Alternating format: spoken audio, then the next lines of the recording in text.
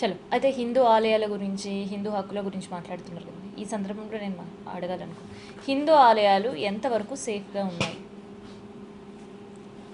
ఆ, చూడండమ్మా, ఎప్పుడు కూడా రాజ్యం మతం విషయంలో జోక్యం చేసుకోకూడదు. అన్ని మతాల వారిని సమానంగా చూడాలి అని ఉండేటువంటి నిబంధననే లౌకికత్వం, లౌకిక రాజ్యాంగం అంటున్నాం మనం. మీకు అన్ని మతాలు సమానమే, ఏ మతం మీద ప్రేమ ఉండొద్దు, ఏ మతం మీద ద్వేషం ఉండొద్దు అనే తత్వాన్ని కలిగి ఉండటమే లౌకికత్వం. అదే లౌకిక రాజ్యాంగం, సెక్యులర్ రాజ్యాంగం అంటున్నాం కదమ్మా మనం. మరి అది నిజమే అయితే మసీదులు కానీ చర్చిలు కానీ వేటిని కూడా దేవాదాయ ధర్మాదాయ శాఖ తీసుకోదు. ఒక్క హిందువుల ఆలయాన్ని మాత్రం ఎందుకు తీసుకుంటుంది? మీరు సెక్యులర్ కదా, అప్పుడు సరే తీసుకుంది ఓకే. వాళ్ళ ఆధీనంలో ఉండే ఆలయాలు కూడా ఎంతవరకు సేఫ్‌గా ఉన్నాయి? ఎంత పవిత్రతను కోల్పోకుండా ఉన్నాయి? ఎంతవరకు వచ్చే భక్తుల కోసం కేవలం ఆ సేవలు చేయడానికి మాత్రమే ఉన్నాయి? అంటే ఎప్పుడైతే మీరు రాజకీయ ఈ ప్రభుత్వం కోరల్లో చేతుల్లోకి ఆలయాలు వెళ్ళిపోయినాయో ఆ క్షణం ఆలయాలు చరిత్ర అయిపోయిందమ్మా. ఆ క్షణమే అయిపోయింది, ఆ క్షణమే అయిపోయింది. ఉదాహరణకి మనం సనాతన బోర్డు ఒకటి కావాలని చెప్పేసి అడుగుతున్నారు పవన్ కళ్యాణ్ గారు అని అంటున్నారు. టీటీడీ బోర్డు ఉంది కదమ్మా, టీటీడీ బోర్డు ఏమైంది? ఇప్పుడు మీ పార్టీ అధికారంలోకి వస్తే మీ పార్టీ వాళ్ళు, వేరే పార్టీ వాళ్ళు అధికారంలోకి వస్తే ఆ పార్టీ రాజకీయ నాయకులకి ఏమంటారమ్మా, ఉపాధి హామీ, రాజకీయ నిరుద్యోగులకి ఉపాధి హామీ పథకం కింద అయిపోయిందమ్మా టీటీడీ బోర్డు. అంటే ఇది ఒక్క పార్టీ కాదు, ఏ పార్టీ అధికారంలోకి వచ్చినా ఆయా పార్టీల్లో ఉండేటువంటి రాజకీయ నిరుద్యోగులకు పునరావాస కేంద్రంగా అయిపోయింది టీటీడీ. ఎందుకు అలా అంటున్నారు? అంతే అమ్మా. ఇప్పుడు టీటీడీ బోర్డుని ఎవరు కాన్స్టిట్యూట్ చేస్తున్నారమ్మా? ఆంధ్ర రాష్ట్ర ముఖ్యమంత్రే కదా.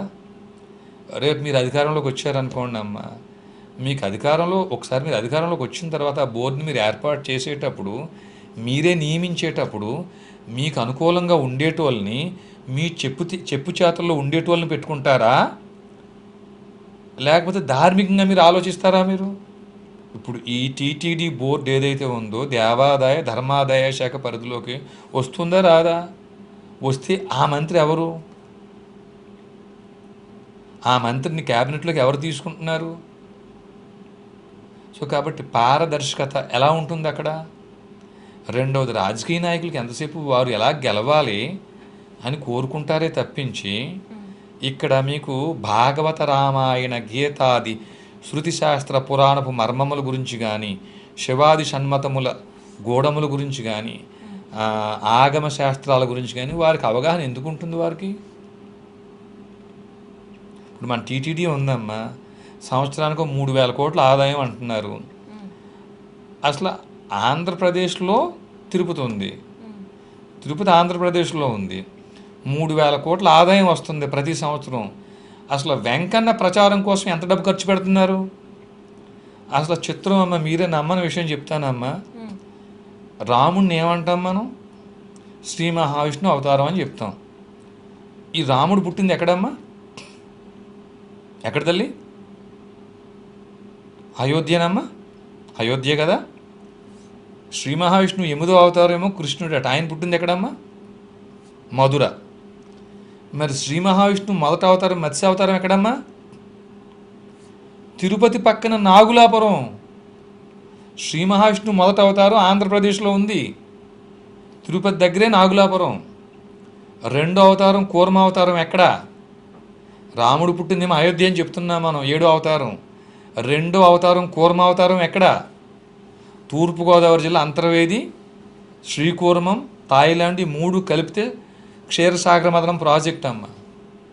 రెండో అవతారానికి సాక్షిగా తూర్పుగోదావరి జిల్లా, ఇప్పుడు శ్రీకూర్మం శ్రీకాకుళం జిల్లా, థాయిలాండ్, 3 కలిపి చూడాలి మనం. మరి 3వ అవతారం ఎక్కడుంది తల్లి? వరాహావతారం. పురాణ పురుష నృవరాత్మ జాశ్రిత పరాధీనకర విరాధ రావణ. ఈ వరాహ క్షేత్రం ఎక్కడుంది తల్లి? ఇప్పుడుండే తిరుపతి అసలు పేరే ఆది వరాహ క్షేత్రము. చాలామందికి తెలియదమ్మా. శ్రీ మహావిష్ణువు 7, 8 అవతారాలు చెప్తున్నాను తప్ప ఇదిగో ఈ మొదట 3 అవతారాలు ఆంధ్రప్రదేశ్లో ఉన్నాయని ఆంధ్రప్రదేశ్ వాసులకు కూడా తెలియదు. 3,000 కోట్ల రూపాయలు బడ్జెట్ ఉంది అక్కడ. ఈ ప్రచారం కూడా చేయట్లేదు టీటీడీ. అది అన్ని ప్రభుత్వాలకి వర్తిస్తుంది. 4వ అవతారం ఎక్కడుందమ్మా? నృసింహావతారం, అహోబిల క్షేత్రం. ఇప్పుడుండే అహోబిల క్షేత్రమే శ్రీ మహావిష్ణువు 4వ అవతారం నృసింహావతారం. 5వ అవతారం వామన అవతారం మహాబిల క్షేత్రం. ఇప్పటి అహోబిలమే ఒకప్పుడు మహాబిల క్షేత్రం. చూడండి అమ్మా, శ్రీ మహావిష్ణువు మొదట 5 అవతారాలు ఆంధ్రప్రదేశ్లో ఉన్నాయి. ఈ విషయం ఆంధ్రప్రదేశ్ వాసులకు కూడా తెలియదు. రాముడు 7వ అవతారం, శ్రీ మహావిష్ణువు 7వ అవతారం అయోధ్యలో ఉంది అని మనం గొప్పగా చెప్పుకుంటాం. 3,000 కోట్ల రూపాయలు బడ్జెట్ ఉంది టీటీడీకి. కనీసం ఈ ప్రచారం చేయాలని తెలియదండి. మరి 3,000 కోట్ల రూపాయలు బడ్జెట్ ఉండి ఏం ప్రయోజనం అమ్మా? నీ మేను నామ వైభవంబులను నీ పరాక్రమ ధైర్యముల శాంత మానసము నీవు యనువచన సత్యమును రఘువర నీ ఎడ సద్భక్తియు జనించకను దుర్మతములను కళ్ళజేసినట్టి నీ మదినె రింగి సంతతంబునను గుణభజనానంద కీర్తనము చేయువారెందరో మహానుభావులు. ఓ రామచంద్రమూర్తి, నువ్వు లేవు, నువ్వు రావు, నువ్వు ఉన్నావన్నది అబద్ధం అని ఏ మతాలైతే చెబుతున్నాయో వాటన్నిటినీ దుర్మతములను కళ్ళజేసి పరాక్రమ ధైర్యముల శాంత మానసము చే ధర్మస్థాపన కోసం తిరిగొచ్చేటువంటి నీ గుణభజనానంద కీర్తనము చేసేవారు మహానుభావులై అన్నాడు ఒక ఆయన, భరద్వాజ గోత్రుడు. రాముడు లేడు, రాముడు రాడు, రాముడు ఉన్నాడన్నదే అబద్ధం అని ఏ మతాలైతే చెబుతున్నాయో ఆ మతాలన్నీ ఎక్కువగా వ్యాప్తి చెందేది ఇప్పుడు ఆంధ్రప్రదేశ్లోనే. మరి టీటీడీ ఉంది, 3,000 కోట్ల రూపాయల ఆదాయం ఉంది, కనీసం ఈ ప్రచారం కూడా తెలియదు. ఇంకా దురదృష్టం అమ్మ, వాల్మీకి రామాయణంలో సీతమ్మను వెతకడం కోసం సుగ్రీవుడు 4 దిక్కుల్ని కూడా సేనలను పంపిస్తారు. అందులో భాగంగా హనుమంతుడిని, అంగదుడిని దక్షిణం వైపు పంపిస్తారు. దక్షిణం, మనం ఉన్నది దక్షిణ భారతదేశం అంటాం కదా. పంపినప్పుడు 16 దేశాల పేర్లు చెప్పాడు ఆయన. పుండ్ర, పులంది, కళింగ, కౌశిక, మలయాళ, ఆంధ్ర దేశాల్లో వెతకండి అని పేర్లు చెప్పాడు. ఆ 16 దేశాల్లో ఆంధ్రదేశం ఒకటి. సీతమ్మ జాడ కోసం అసలు మనం అంటున్నాం కదమ్మా, తెలుగు, తెలంగాణ, ఈ 2 పదాలు రామాయణ కాలంలో లేవు. త్రిలింగ తెలుగు అయ్యింది.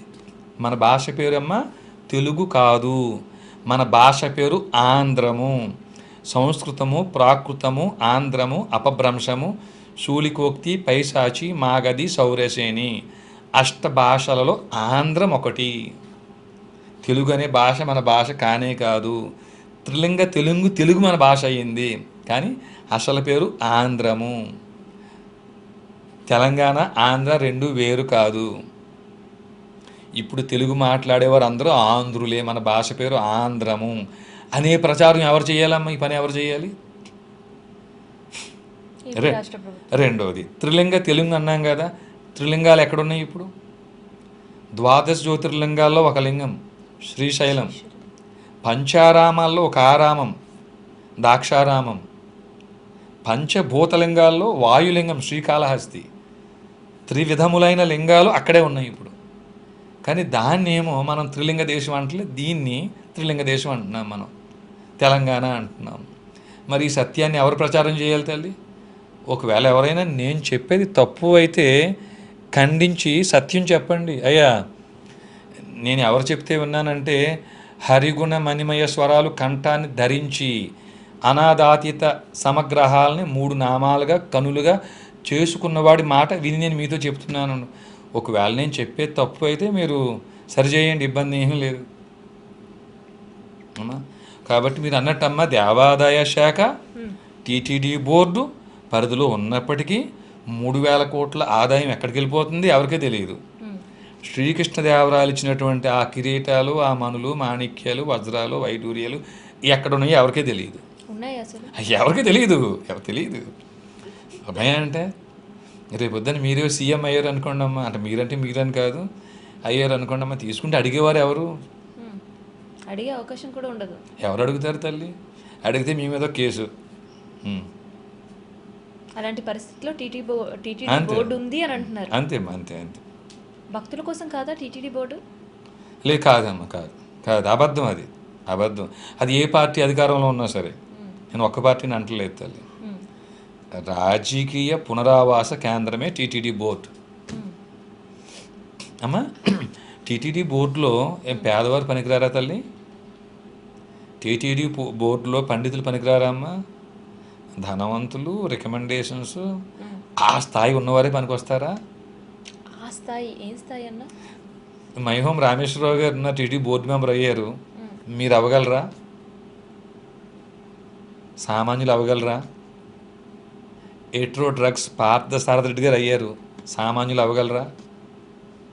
అట్లా అయ్యారా? ఎవరో ఒక ఆయన చెప్పులు కుట్టుకుంటున్నారు, 3 నామాలు పెట్టుకున్నారు, పక్కన వెంకటేశ్వర స్వామి బొమ్మ పెట్టుకున్నారు. అంతకంటే ధర్మం తెలిసిన వాళ్ళు ఇంకెవరు ఉంటారు? ఇంకా అలాంటి వ్యక్తిని చేయగలమా మనం? టీటీడీ బోర్డు మెంబర్గా చేయగలమా మనం అట్లాంటి వారిని? చేస్తే ఇంకొక చరిత్ర చూడొచ్చు. అంతే తల్లి. Okay done. భక్తుల కోసం కాదు, పోనీ ఆలయ పరిరక్షణ అయినా జరుగుతుందా టీటీడీ బోర్డుతో? అంటే కాదమ్మా, వారి స్వార్థం కోసం వారు పెట్టుకునే దాంట్లో ఇంకా ఆలయం ఎక్కడుంది, ధర్మం ఎక్కడుంది తల్లి? ఇంకా మనం ఎందుకు ఎదురు చూడాలి తల్లి వాళ్ళ నుంచి? మనం ఎదురు చూడటం కూడా తప్ప, అసలు ధర్మమే ముందు లేదు.